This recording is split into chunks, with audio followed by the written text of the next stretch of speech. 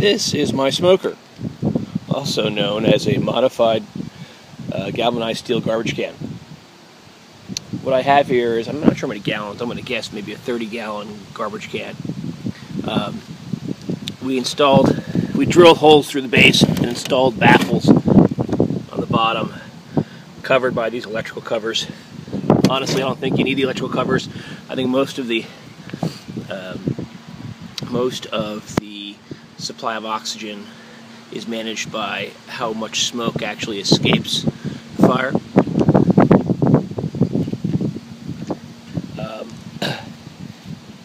You can see we've got some rot in here. It's rotted out one of the baffle areas, but that's fine. Again, we can control the draft through the lid. Right now we've got about half a bag of charcoal smoldering down there. We use that as the base to get our fire started, but what's going to create the smoke are these chunks of hickory. This one came in a very large bag that I purchased at Home Depot for I think about 20 bucks. This bag will last for multiple fires. Today we're smoking pork shoulder, which is a good 5 to 8 hour smoke. We typically don't have it finish here on the smoker, only because it's just more efficient after it's already got a good bark on it to then just transfer it into the oven, a 275 to 300 degree oven for the last couple of hours, covered with foil, and that really helps get the meat very, very tender. So with this smoker, I've put some screws. You can see some bolts put through the edges, upon which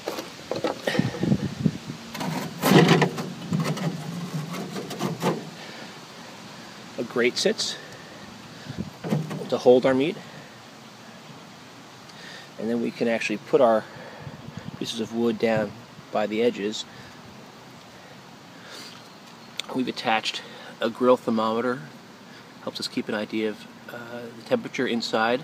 One thing to note is that the grill thermometer in ours does come pretty close to the meat, and sometimes it actually touches the meat. We don't want that to happen because you'll get a false read. And then finally, we have a lid, and that lid also has a series of holes on top to help control draft. But frankly, what really controls draft for me is just letting the lid sit off slightly. You know, this wasn't super cheap to make. I'd guess around 50 bucks, 50 or 60 bucks with all the parts. You could probably buy your own smoker that's specific for this for just a little bit more than that. But it does the job. It's a lot of fun. It's a good conversation piece, and we've had this for 5 years, and it makes some superb pork butt, which is why it's lasted so long in our family. Hi. I got the meat. That's fine. Is it recording? Okay, good.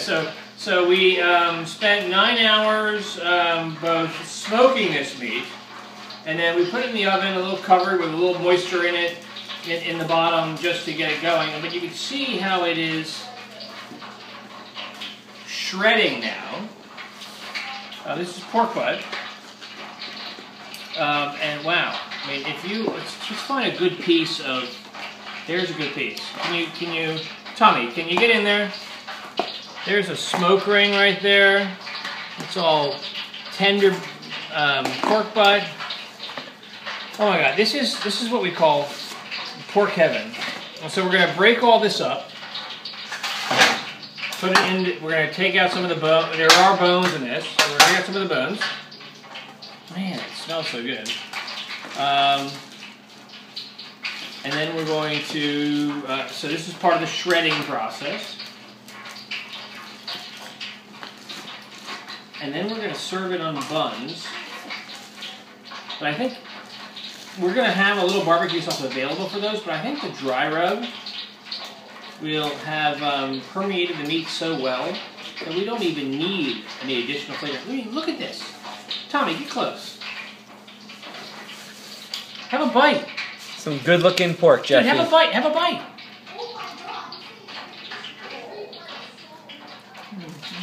Delicious. All right. From a garbage can. That's spicy.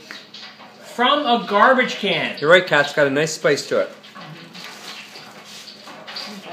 So we're gonna break this up, and then we'll serve it over. We'll serve it on a bun, and then we got other stuff going on, including some corn that is grilling. That'll be next. That'll be another